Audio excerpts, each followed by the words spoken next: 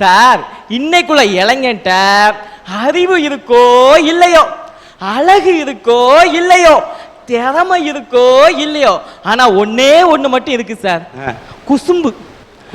ஆமா, அது என்ன? குசும்பு. ஆமா, பாசக்கார பசங்களா இருங்கடான்னா இவனுங்க குசும்புக்கார பசங்களா இருக்காங்க. வாத்தியார் கேட்காத பையன்ட, டேய் அன்புக்கும் காதலுக்கும் என்ன வித்தியாசம்னு உடனே பையன் சொல்லுவான், சார் நீங்க என் மேல வச்சிருக்கிறது அன்பு, நான் உங்க மக மேல வச்சிருக்கிறது காதல் சார் அப்படிங்கிறான். எங்க வீட்டுக்கிட்ட ஒரு பையன் சார், நம்ம சுதீர் அளவு இருப்பான், டெய்லி மேக்ஸை தப்பு தப்பா பண்ணிட்டு போனான். நான் கூப்பிட்டேன், தம்பி இது தப்பு அப்படின்னு சரியா சொல்லி கொடுத்தேன். அடுத்த நாளும் தப்பா சார் பண்ணிட்டு போனான். இப்படி 3 நாளா தப்பு தப்பா பண்ணிட்டு போனான். 3ஆவது நாள் கூப்பிட்டேன், மண்டையில ஒரு தட்டு, டேய் உனக்கு தான் நான் 3 நாளா சரியா சொல்லி தந்தாச்சுலா, பிறகு ஏன்டா நீ தப்பு தப்பா பண்ணிட்டு போற? அது வேற ஒண்ணு இல்லனே, நான் மேக்ஸை தப்பா பண்ணிட்டு போனாதான் எங்க வனஜா டீச்சர் என் கண்ணத்தை பிடிச்சி கிள்ளுவாங்கிறான். இப்படிப்பட்ட இளைஞர்களை பார்க்கும்போது தான் சார் எனக்கு சிரிப்பா வருது. இதாவது பரவாயில்ல சார், சில பிள்ளைங்க எங்க வீட்டு பக்கத்துல இருந்து அன்னைக்கு 2 பிள்ளைங்க உட்காந்து குசு குசு குசு குசுன்னு பேசிட்டு இருக்கு. எப்போ 2-3 பிள்ளைங்க உட்காந்து குசு குசுன்னு பேசுகோ, அப்பமே அங்க எவனா ஒருத்தன் கவர போறான்னு அர்த்தம். அந்த பிள்ளை சொல்லுகா, எடி உனக்கு ரோஜா வாசனை பிடிக்குமா இல்ல மல்லி வாசனை பிடிக்குமான்னு கேட்கிறா. உடனே அவ சொல்லுகா, எனக்கு ரோஜா, எனக்கு ரெண்டையுமே பிடிக்காது, நம்ம வீட்டுக்கு ஏத்தால இருக்கான சீனிவாசன் அவனை எனக்கு ரொம்ப பிடிக்கும் அப்படிங்கிறா. சார் நைட்டின்னு ஒண்ணு கண்டுபிடிச்சிருக்கான். 20 நைட்டிய போடுக்கு, 60 நைட்டிய போடுக்கு. எது 20 எது 60ன்னு வித்தியாசமே தெரியல. சார் நீங்க நினைக்கலாம் 20 நைட்டிய போட்டா என்ன 60 நைட்டிய போட்டான்னு உங்களுக்கு கேள்வி எல்லாம் சொல்லுங்க. கேட்கலையோ? நான் கேட்க மாட்டேன். நீங்க நினைக்காட்டாலும் எங்க கன்னியாகுமரி மாவட்ட மக்கள் என்கிட்ட கேட்கலாம். அன்னைக்கு இப்படிதான் சார் ஒரு கணவன் தன்னுடைய மனைவிக்கு ஆசையா மல்லிகைப்பூவும் அல்வா வாங்கி கொண்டு போனாரு. அத மனைவிக்கு கொடுக்கிறதுக்கு பதில் மாமியாருக்கு கொண்டு கொடுத்து விட்டாரு. ஏன்னா மனைவி நைட்டிய போட்டிருக்கா, மாமியார் நைட்டிய போட்டிருக்கா. ஆடம்பரம் என்ற போர்வையில் 6 அடி கூந்தலை அரையடியாக்கி 16 முழ சேலையை நீக்கி மிடி சுடிதார் அணிந்து புருவ மத்தியிலே ஒரு போலி பொட்டு வைத்து பருவ உள்ளத்தை கவரும் செண்டு பூசி மேட்சுக்கு மேட்ச் அணிந்து சீவி சினுக்கெடுத்து சிங்கார போட்டுட்டு நாகரீகங்கிற பேர்ல வீதி உலா வராங்களே, இந்த மாதிரி இளைஞர்களை பார்க்கும்போது தான் சார் எனக்கு சிரிப்பு வருது. தம்பி சொல்லுங்கக்கா. தலைவலியும் காய்ச்சலும் அவனுக்கு வந்தாதான் தெரியும். என் ஹாஸ்டல்ல காலேஜுக்கு 8 மணிக்கு போகணும்னா என் ஃப்ரெண்ட்ஸ் எல்லாம் 7 மணிக்கு தான் எந்திரிச்சு குளிப்பா. நான் மட்டும் 5 மணிக்கே எந்திரிச்சு குளிக்கணும். ஏன் தெரியுமா? இந்த 6 அடி கூந்தல் எப்போ காய்றது, நான் எத்தனை மணிக்கு காலேஜுக்கு போறது? சார் நான் என்ன சொல்லுவேன், இயற்கையிலே உங்களுக்கு என்ன இருக்கோ அதை வச்சுக்கிடுங்க. இப்ப எக்ஸாம்பிள் இயற்கையில நான் எவ்வளவு அழகா இருக்கேன் பாத்தீங்களா? ஒரு சைடு பார்க்க அஜித் மாதிரியும், ஒரு சைடு பார்க்க விஜய் மாதிரியும், அப்படி கமலஹாசன் கலர்ல எவ்வளவு அழகா இருக்கேன். கிளம்பிட்டானுங்க ஐயா, கிளம்பிட்டானுங்க ஐயா. ஒண்ணு அந்த அக்காக்கு முடிய கொஞ்சம் நல்லா இழுத்து பாருங்க, எனக்கு என்னவோ சந்தேகமா இருக்கு. இத பாருப்பா, இந்த பொம்பளை எல்லாம் என்ன மாட்டாத, உன்னுடைய நிறத்தில் இருக்கலாம் கருப்பு, மேடைக்கென்று எனக்கு இருக்கிறது ஒரு பொறுப்பு. சார் இன்னைக்குள்ள நம்ம தமிழ்நாடு இன்னைக்கு முதல் இடத்துல நல்ல பெருமையா இருக்குன்னா அதுக்கு காரணம் நம்முடைய கலாச்சாரம். ஆனா இன்னைக்குள்ள இளைஞர்கள் நம்ம கலாச்சாரத்தை பார்த்தா சிரிப்பா வருது சார். சார் சுடிதார்ல ஒண்ணு உண்டு, துப்பட்டா. அதை துப்பதான் செய்யணும். அந்த துப்பட்டாவை எப்படி போடணும்? இப்படி போடணும். நல்லா இருக்கா சார்? நல்லா பார்த்து சொல்லுங்க சார். சரி சரி, இப்படி துப்பட்டா போடணும். ஆனா நம்ம பெண்கள் இளைஞர்கள் போடுவாங்க பார்க்கணும் துப்பட்டாவை, ஏதோ தேசிய அரசியல்வாதி மாதிரி.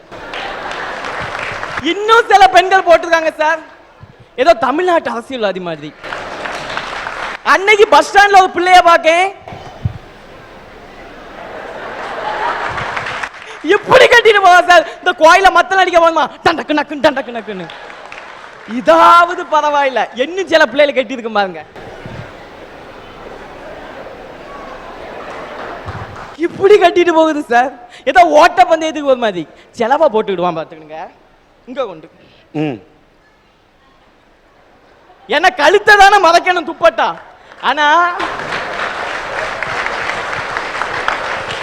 இன்னும் சில பெண்கள் இருக்காங்க, மானஸ்தி கௌரிமான் பரம்பரை போடவே மாட்டான், தேவையே இல்லை.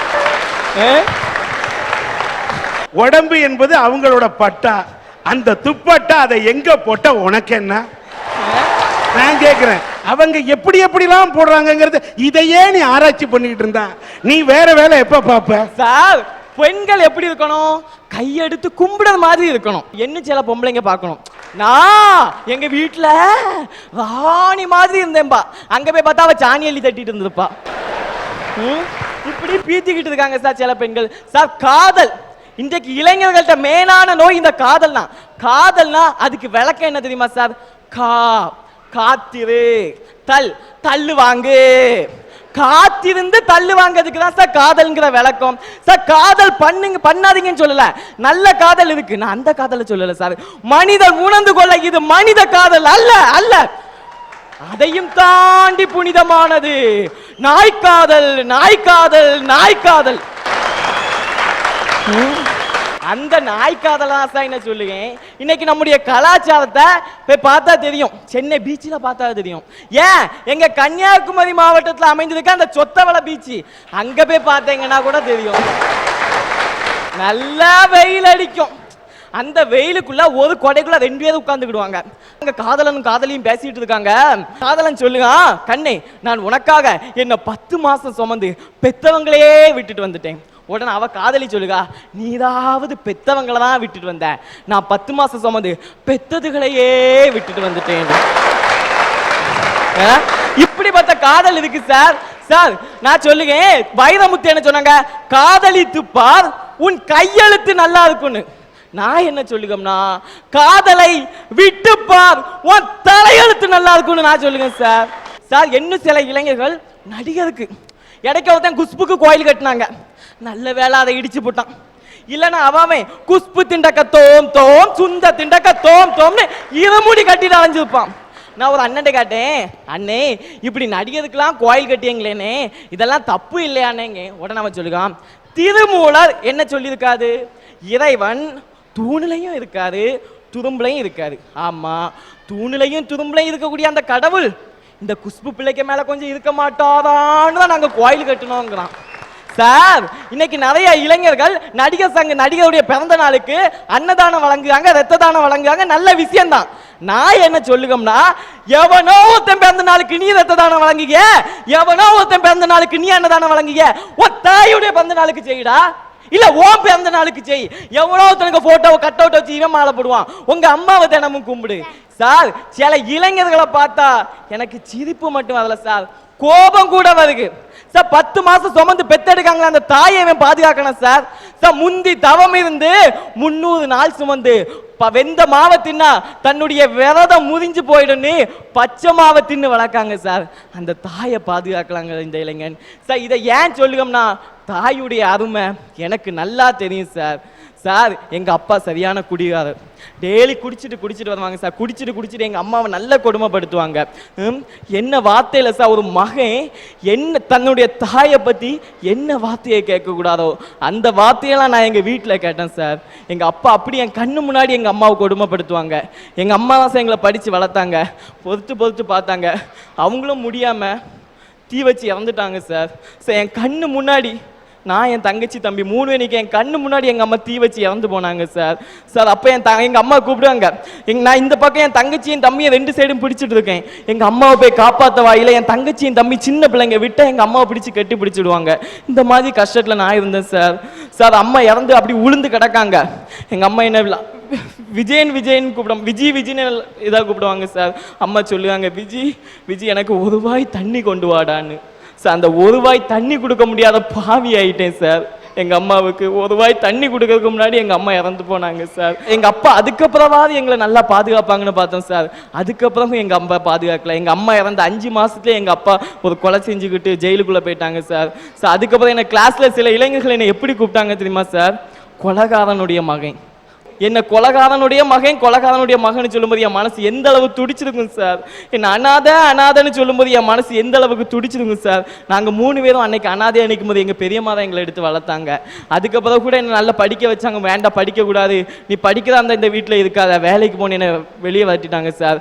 நான் ஆனாலும் மனம் தளரல சார். கோயம்புத்தூர்ல வேலை பார்த்தேன், பெங்களூர்லாம் வேலை பார்த்து கஷ்டப்பட்டு 1 வருஷம் சேர்த்து வச்ச பணத்துல நல்லா படிச்சேன் சார். 10ஆம் வகுப்புல 438 மதிப்பெண் எடுத்தேன் சார். நான் இதுவரைக்கும் நான் 4 கலெக்ஷன்ஸ் அவார்டு வாங்கியிருக்கேன் சார். எங்க அம்மா அப்பா இல்ல சார், நான் இன்னைக்கு 2 மினிஸ்டர் அவார்டு வாங்கியிருக்கேன். கோணம் கவர்மெண்ட் பாலிடெக்னிக்ல கவுன்சிலிங் போட்டேன், அங்க கூட எனக்கு மெரிட்ல இடம் கிடைச்சிட்டு சார்.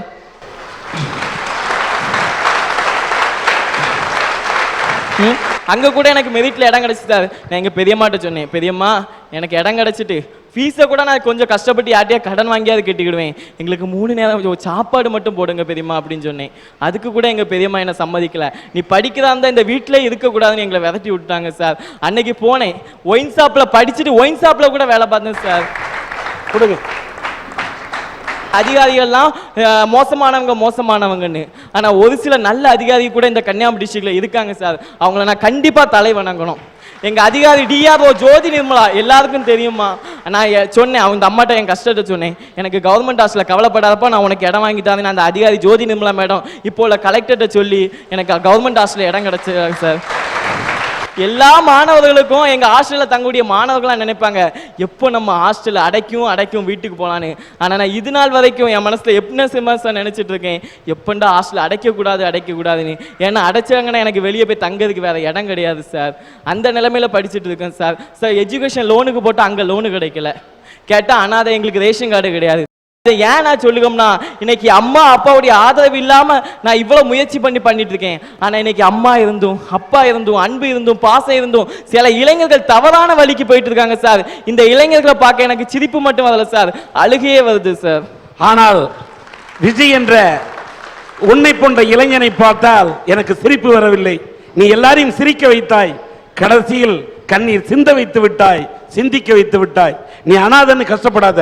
நிச்சயம் அரட்டை அரங்கம் பார்த்து கொண்டிருக்கக்கூடிய மனித நேயம் படைத்த இதயங்கள் இருக்கும் வரை நீ வாழ்க்கையில் அனாதை இல்லை. என்னன்னா இளைஞர்கள்லாம், அந்த இளைஞர் பேசினாரு, எல்லாம் போதையை தேடி போறான்னு. பெண்களை பாவிகளை தேடி ராணியாக குயின் என்று நினைத்து ஒயின் ஷாப்பை தேடி அலையக்கூடிய இளைஞர்களுக்கு மத்தியில ஒரு ஒயின் ஷாப்ல கிளாஸ் கழுவி கூட புடைச்சு நாம் படிப்பன்னு சொல்லக்கூடிய இந்த இளைஞன் இருக்கிறது இந்த நாட்டில் தான்.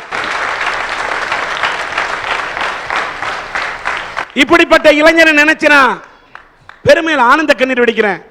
இந்த இளைஞனுடைய வாழ்க்கையிலே அவர் படித்து மேலே முன்னேறி வருவதற்காக 10,000 ரூபாயை இந்த காசோலையை மனதார PC முருகன்